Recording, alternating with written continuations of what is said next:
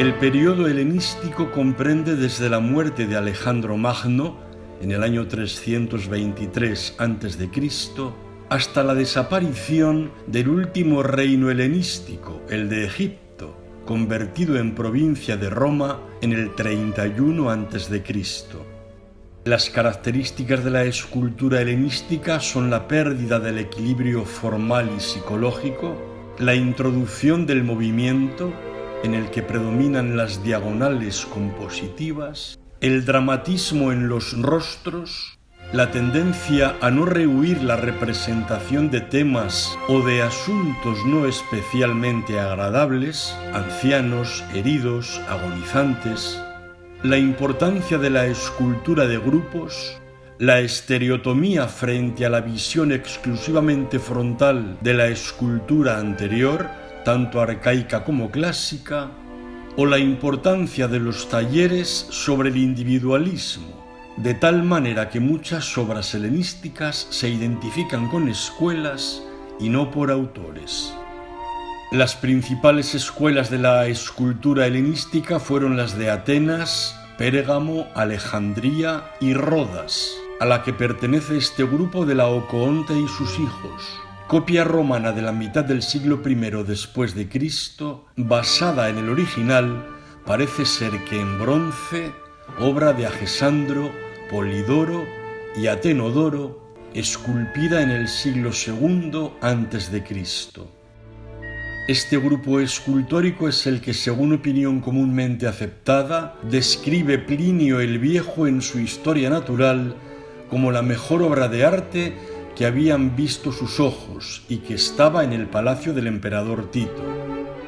Laocoonte era un sacerdote del templo de Apolo Tímbrico en Troya. Estaba casado con Antíopa y tenía 2 hijos, Antífantes y Timbreo. Durante el asedio a Troya por parte de los aqueos, estos simularon la retirada y dejaron en la playa, a las puertas de la ciudad, un gran caballo de madera, diciendo ser un regalo al dios Apolo. Laocoonte, esgrimiendo la expresión "desconfío de los griegos incluso cuando dejan regalos", advirtió a los troyanos que la ofrenda del caballo podría ser un engaño y una trampa, y el peligro que supondría dejar entrar en la ciudad de Troya el caballo gigante de madera ofrecido por sus enemigos griegos, por lo que propuso que el caballo de madera fuera sometido al fuego. Los troyanos no atendieron las indicaciones del sacerdote de Apolo y consideraron que sería una profanación destruir un regalo ofrecido a los dioses. Para que Laocoonte no tuviera la posibilidad de convencer a sus compatriotas, los dioses Atenea y Poseidón, defendiendo la causa griega contra Troya, enviaron 2 grandes serpientes marinas que devoraron a los 2 hijos del sacerdote y a él mismo cuando iba en su auxilio, evitando así el fracaso de la treta de los griegos.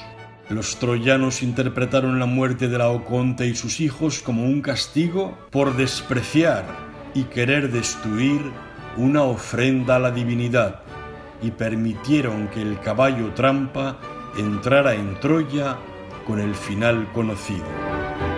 El episodio fue recogido por Virgilio en la Eneida, tratando la guerra de Troya. Las serpientes, con marcha firme, se lanzan hacia Laocoonte. Primero se enroscan en los tiernos cuerpos de sus 2 hijos y rasgan a dentelladas sus miserables miembros. Luego arrebatan al padre, que iba en auxilio de ellos, y lo sujetan con sus enormes anillos. Pugna con ambas manos Laocoonte por desatar aquellos nudos, y al propio tiempo eleva hasta los astros espantables clamores. El grupo escultórico representa a Laocoonte y sus hijos en el momento en el que son devorados por las serpientes marinas. Esta obra helenística ejemplifica cómo el equilibrio y la serenidad clásicas han dado paso al dinamismo y al dramatismo helenístico. La composición de un gran barroquismo, se basa en una pirámide con la cabeza de Laocoonte en el vértice superior y en la diagonal marcada desde el codo derecho de Laocoonte hasta la vestimenta del hijo que tiene a su izquierda, que toca el suelo junto a su pie derecho. El grupo escultórico da sensación de dinamismo, tensión, angustia y sufrimiento físico y psicológico. Los rostros se descomponen y la hercúlea musculatura se acentúa con el esfuerzo y la torsión. La figura de Laocoonte es la que concentra la mayor parte de todas estas características, resaltada también por sus mayores dimensiones. Está en posición semisedente, intentando zafarse de la serpiente, sobre un bloque de piedra. Dobla la pierna derecha apoyando el pie sobre dos escalones, al tiempo que retrasa la pierna izquierda, levemente flexionada, apoyando el pie sobre una base inferior. El hijo que está a su derecha parece estar a punto de sucumbir, mientras que el de su izquierda, en el estrado más bajo del soporte, flexiona su pierna izquierda al intentar quitarse con su mano la serpiente que tiene enroscada por encima del tobillo. Su angustiada mirada se dirige a su padre. Laocoonte representa la incomprensión y la injusticia que sufre quien alerta de un peligro a su pueblo cuando éste, por ignorancia, ingenuidad, comodidad o traición, no está a la altura de las circunstancias y se desentiende, desestima y desprecia las justificadas advertencias de peligro, sucumbiendo finalmente ante el mal. La importancia de esta obra fue vital para la escultura posterior al ser redescubierta en Roma el 14 de enero de 1506 en un viñedo del Esquilino, en el solar que ocupaba el palacio del emperador Tito y antes la Domus Aurea de Nerón. El Papa Julio II dispuso su traslado a los palacios vaticanos. A su descubrimiento asistió Miguel Ángel. El rostro de Laocoonte ejerció un poderoso influjo en la expresión de terribilidad que el gran artista del Renacimiento reflejó, por ejemplo, en el Moisés destinado a la tumba de Julio II. Además de Miguel Ángel, otros muchos escultores tomaron como modelo a Laocoonte, entre ellos Alonso Berruguete, como se aprecia en la cabeza de Abraham de su sacrificio de Isaac, o Juan de Juni en su escultura de Cristo resucitado de la Catedral de El Burgo de Osma, cuyo rostro y concepto general de la figura tanto recuerda a Laocoonte, o Bernini en el rapto de Proserpina.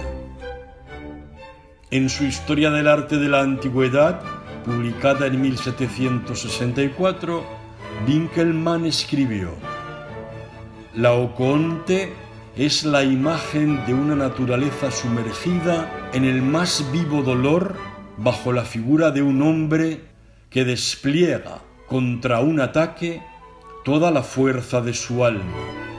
Mientras sus sufrimientos hinchan sus músculos y contraen sus nervios, su espíritu resplandece armado de fuerza visible en su frente surcada y su pecho, oprimido por la violenta respiración y la contracción cruel, se eleva con esfuerzo para contener y concentrar el dolor que lo agita.